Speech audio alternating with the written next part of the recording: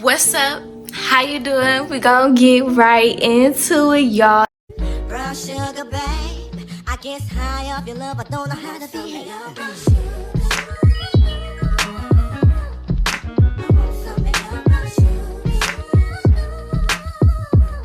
It's been a minute, it's been a while, it's been 10 days, and I'm supposed to be posting every week, but I posted 2 videos in 1 week. So, I mean, technically, I'm still been on my shit, and I'm gonna try to make another 2 videos today. But today, I want to talk about a life update. I just want to give y'all a life update of what's going on in my life and my mindset as of right now. I guess we could add this into the 20-something series or whatever. But y'all,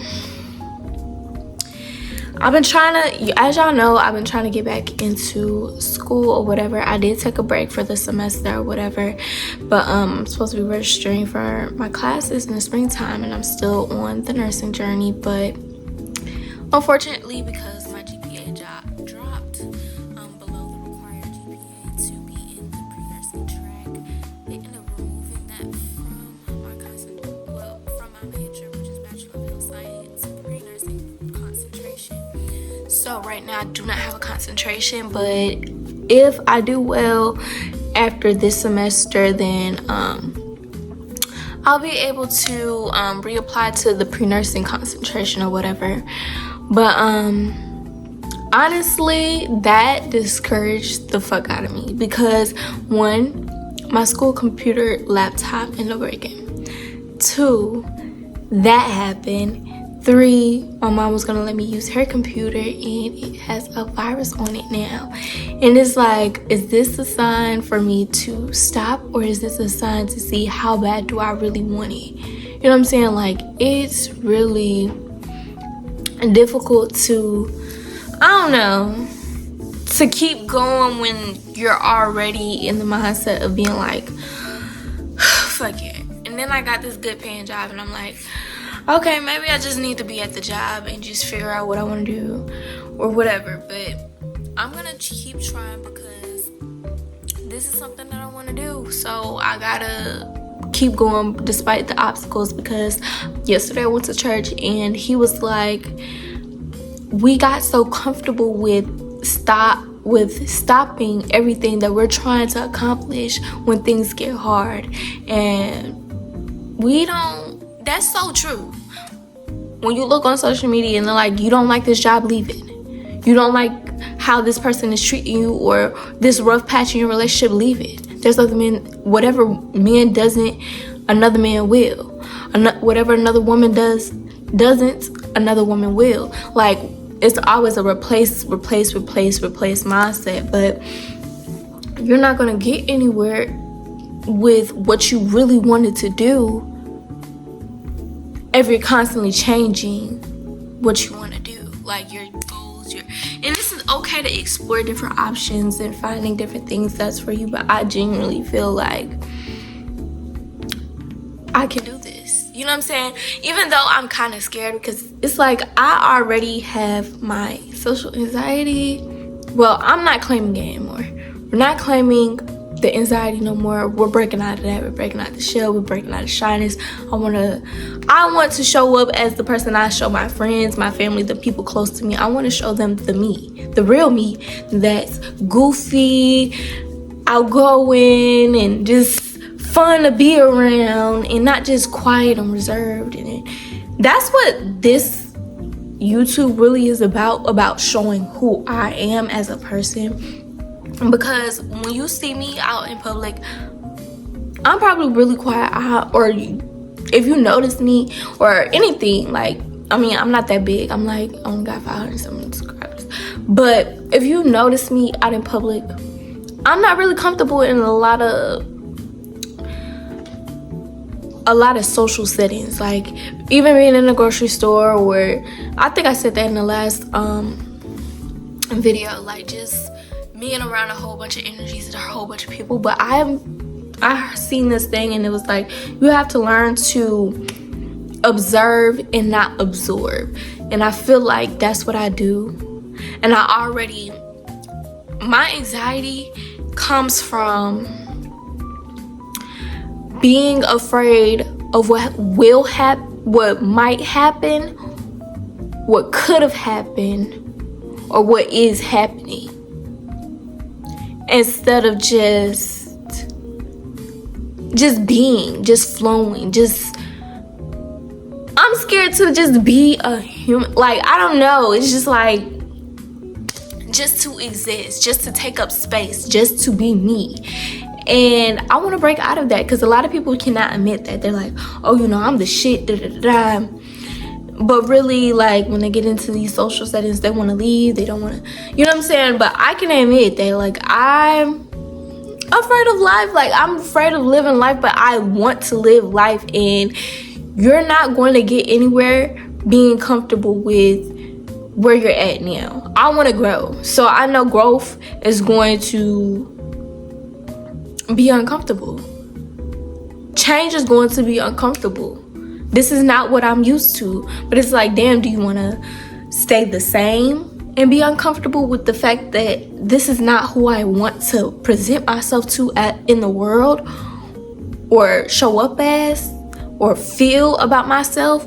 Or do I want to show up as the woman that I want to give to people? Like, I want y'all to connect with me. I want to connect with like-minded people, and we grow and we network and we smile and it's good vibes. And, you know, I like stuff like that. Like, I love collaborating on and having people around me that got goals and ambitions. Like, that shit, like, that touches my heart, and it motivates me to get on my shit, because I got people around me that's on their shit, and they're motivating me to get on my shit. So yeah, I'm in a growth state, because I'm only 20, and I realized that, like, I'm really in a rush to just fall in love.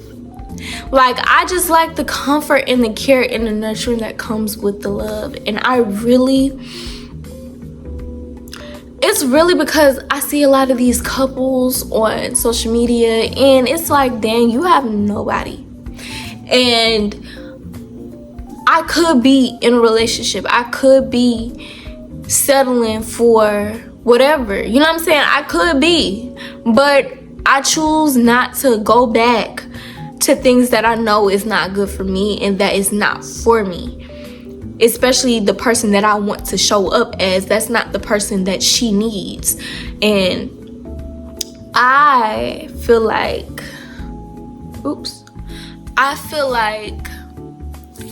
now, I do believe in right person, wrong timing. But honestly, God has me single for a reason right now in this season of my life.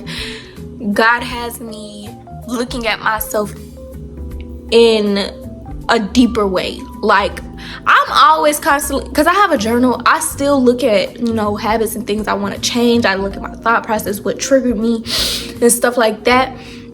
But I feel like right now, in my season of singleness, I'm really working on my confidence.